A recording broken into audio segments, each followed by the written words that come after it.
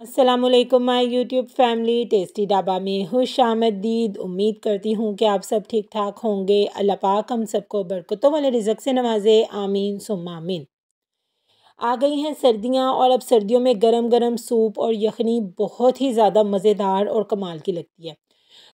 तो आज मैं आप लोगों के लिए हम गरीबों के जो पाए होते हैं, आपको पता है जो बकरे के पाए हैं वो तो आजकल बहुत ही ज़्यादा महंगे हैं।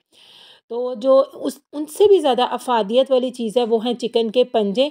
तो मैं उनकी रेसिपी आप लोगों के लिए आज लेकर आई हूँ। हम बहुत ही मसालेदार सी इसकी यखनी जो है वो बनाकर तैयार करेंगे। तो चले जी बिना कोई देरी के अपनी रेसिपी का आगाज़ करते हैं। सबसे पहले बिस्मिल्लाहिर्रहमानिर्रहीम। यहाँ पे मैंने 1 दर्जन ना चिकन के पंजे ले लिए हैं और इन्हें मैंने एक दफ़ा पानी से ना वॉश कर लिया। अच्छा, इसके जो पाँव के नीचे वाली जगह होती है ना, यहाँ पे अक्सर पंजों के निशान होता है, तो आप लोगों ने वो निशान वाले पंजे नहीं लेने, बिल्कुल फ्रेश पंजे लेने हैं चिकन के। और इन्हें मैंने पानी से एक मरतबा धो के तो इनके ना नाखून उतार लिए। तो उसके बाद अब हम करेंगे इसकी स्किन को रिमूव, जो कि बहुत ही ज़्यादा ज़रूरी है। तो स्किन को रिमूव करने के भी इसके 2 तरीके हैं। मैं आपको दोनों तरीके बताती हूँ, जो आपको ईज़ी लगे आपने वो करना है। तो यहाँ पे मैंने फुल उबलता हुआ ना एक बॉयल आया था इस पानी को, तो ये मैंने पानी ले लिया है। इसके अंदर मैं तकरीबन 5 से 6 पंजे डालूँगी और फिर एक-एक निकाल के ना ये देखिए बहुत ही आसानी के साथ ना जो इसकी स्किन है ना वो रिमूव हो जाती है। तो आप लोगों ने भी इसी तरह करना है और आप लोग मुझे बताइएगा ज़रूर कि आप लोग इसकी स्किन किस तरीके से रिमूव करते हैं। आप लोग मुझसे अपने एक्सपीरियंस भी ज़रूर शेयर किया करें कमेंट सेक्शन में। तो ये देखिए बहुत ही आसानी से गर्म पानी के ज़रिए इसकी जो स्किन है ना वो रिमूव हो जाएगी। तो इसी तरह मैं आधे पंजों की इस तरह से स्किन उतारूँगी और जो दूसरा मेथड है वो भी मैं आपको बताती हूँ। ये देखिए कितनी ईज़िली इसकी स्किन रिमूव हो गई है। अब दूसरे मेथड में मैं इसको रखूँगी आग के ऊपर और फिर इस तरीके से भी जो इसकी स्किन है वो भी बहुत जल्दी रिमूव हो जाती है। मैं आपको उतार के दिखाती हूँ। ये देखिए बस इसको 10 से 20 सेकंड 15 सेकंड आपने रखना है। तो इसी तरीके से आपने बस जल्दी-जल्दी स्पीड से ना इसकी स्किन को उतार लेना है। इनकी अफ़ादियत के बारे में बात करें तो वो तो बहुत ही ज़्यादा है। इसमें कोलेजन बहुत ज़्यादा पाया जाता है और मैं आपको एक सीक्रेट भी बताऊँगी रेस्टोरेंट का आगे चल के, तो आप लोगों ने वीडियो को बिना स्किप किए लास्ट तक देखना है। तो ये देखें यहाँ पे ये भी इस तरीके से भी इसकी स्किन बहुत जल्दी रिमूव हो जाती है। अब हम कर लेंगे नीम गर्म पानी और उसके अंदर इन पंजों को डालकर तो अच्छे तरीके से ना वॉश कर लेंगे। इससे क्या होगा कि इसके ऊपर जो भी डस्ट और खून वगैरह होगा ना वो भी अच्छे तरीके से उतर जाएगा। फिर किसी भी एक तेज़ छुरी की हेल्प से ना आप लोगों ने इसके 2 हिस्से कर लेने हैं, यानी इनके दरमियान में ना कट्स लगा देना है ताकि ये अच्छे तरीके से ना पक सके। तो अब हम करेंगे अपनी मेन रेसिपी का आगाज़। सबसे पहले एक कढ़ाई के अंदर ले लेंगे आधा कप ऑयल और इसे गरम कर लेंगे और इसके बाद इसके अंदर डालेंगे 3 से 4 अदद स्लाइस किए हुए प्याज। हमेशा ऑयल को गरम करके तो आप लोग प्याज शामिल किया करें। इससे क्या होगा कि जो प्याज है ना वो बहुत अच्छे तरीके से ना फ्राई होते हैं और जल्दी फ्राई हो जाते हैं, चिपकते नहीं है ना हमारे हंडिया में या सालन में नीचे की तरफ। तो इसके बाद आप लोगों ने प्याज का कलर ज़्यादा डार्क ब्राउन नहीं करना, सिर्फ हल्का सा ट्रांसपेरेंट होने तक के लिए ही हमने ना अपने प्याज़ों को इसके अंदर फ्राई करना है। जिस जिस इस स्टेज पे मैं आपको जो जो मसाला कह रही हूँ ना आपने तब तब भी शामिल करना है। देखिएगा फिर जो आपके जो ये पंजे होंगे ना वो रेस्टोरेंट से भी ज़्यादा अच्छे बनेंगे। आपको पता है रेस्टोरेंट वाले जब कोई भी सूप ट्राई करते हैं ना, जब बेसिकली ज़्यादातर जो चिकन सूप्स होते हैं उनमें ये पंजों की यखनी वो ज़रूर शामिल करते हैं। उससे क्या होता है कि बहुत ज़्यादा थिकनेस आ जाती है ना हमारे सूप के अंदर। मैं उसकी रेसिपी भी जल्दी आपके साथ शेयर करूँगी। तो बस आप लोगों ने प्याज को नॉर्मल आंच के ऊपर फ्राई करना है। तेज़ आंच नहीं ज़्यादा करनी क्योंकि प्याज जल ना जाए। जलने से क्या होगा कि ना फिर बहुत ही गंदा सा फ्लेवर ना हमारे सालन में आ जाएगा। तो बस ये देखिए इसी स्टेज तक आपने प्याज का कलर चेंज करना है। अब 1 टेबलस्पून भर के इसके अंदर मैं शामिल करूँगी लहसुन अदरक का पेस्ट और इसे शामिल करने के बाद लहसुन की जो कच्ची सी स्मेल है ना, कच्चापन, उसे ख़त्म होने तक के लिए ना बस इसके अंदर फ्राई कर लेंगे।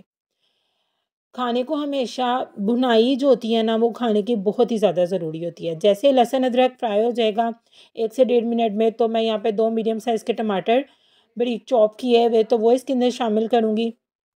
अब जब तक हमारे टमाटर नहीं ना सॉफ्ट हो जाते तब तक आपने इसे भूनना है। अगर बीच में आपको लगे कि मसाला लग रहा है भुनाई के दौरान, तो आप इसमें 1 से 2 टेबलस्पून पानी डाल के ना इसकी दोबारा से इसको सॉफ्ट होना रख सकते हैं। ये बेसिक चीज़ें होती हैं जो खाने को बहुत ही ज़्यादा ना मज़ेदार की बना देती हैं।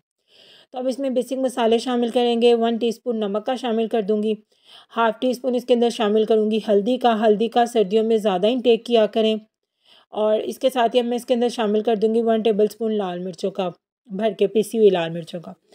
तो इसे भी इस मसाले में शामिल करने के बाद मिक्स करेंगे और इसे भी भून लेंगे। तो इसी बीच अगर अभी तक आप लोगों ने मेरे चैनल को सब्सक्राइब नहीं किया जनाब, तो प्लीज़ मेरे चैनल को सब्सक्राइब कर दीजिएगा।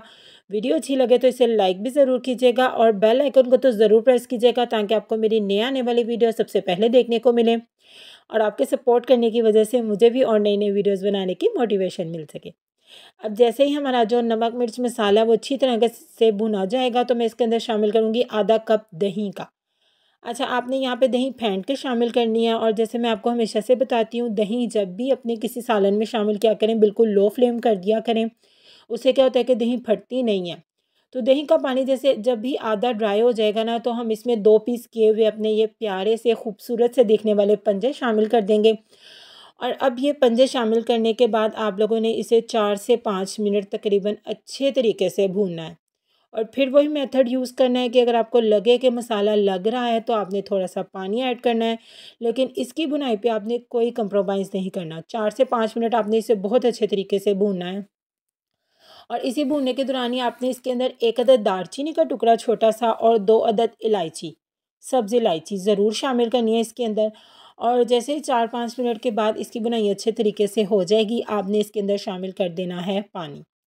पानी आपने इतना शामिल करना है कि ये अच्छे तरीके से इसके अंदर डिप हो जाएँ और इसे कुक करना है तकरीबन 15 से 20 मिनट के लिए। और ये देखिए जी, माशाल्लाह माशाल्लाह 15 से 20 मिनट के बाद हमारे जो चिकन के पंजे हैं वो अच्छे तरीके से गल चुके हैं, मैंने चेक किया है। और इतनी ही मुझे इसकी ग्रेवी भी चाहिए, ताकि बिल्कुल ही ना ये सुखा नहीं देना आपने इसका पानी। और अब मैं इसके अंदर शामिल करूँगी ढेर सारा हरा धनिया और 3 से 4 हरी मिर्चों को दरमियान से कट लगा के इसके अंदर शामिल कर दूँगी। और शामिल करूँगी अदरक स्लाइस्ड में कटा हुआ, जो कि इसके फ्लेवर को और ज़्यादा चार चाँद लगा देंगे। और इस स्टेज पे बिल्कुल लास्ट में आके आपने शामिल करना है इसके अंदर हाफ़ टी स्पून पिसा हुआ गरम मसाला और हाफ़ टी स्पून पिसी हुई काली मिर्च। और ये देखिए, शामिल करने के बाद मैंने इन सब चीज़ों को इसको 1 से 1.5 मिनट दम पे रखा है। और ये है इसकी फ़ाइनल लुक। माशाल्लाह माशाल्लाह कितना ज़्यादा प्यारा और बहुत ही ज़्यादा खुशबूदार हमारा ये ना चिकन पंजों का सालन तैयार हुआ है। तो अब मैं आपको इसको डिश आउट करके दिखाती हूँ और आपको दिखाती हूँ इसकी फ़ाइनल लुक, जो आपने बिल्कुल भी मिस नहीं करनी। तो आप लोगों ने इस रेसिपी को ज़रूर ट्राई करना है और अपने फ्रेंड्स और फैमिली में भी इसे ज़रूर शेयर कीजिएगा, क्योंकि सर्दियों की स्पेशलिटी है ये, सर्दियों की सौगात है ये चिकन के पंजे। तो फिर मुझे कमेंट सेक्शन में आकर बताइएगा भी कि आपको मेरी रेसिपी कैसी लगी। दुआओं में याद रखिएगा, अपना बहुत ज़्यादा ख्याल रखिएगा। अल्लाह हाफिज़।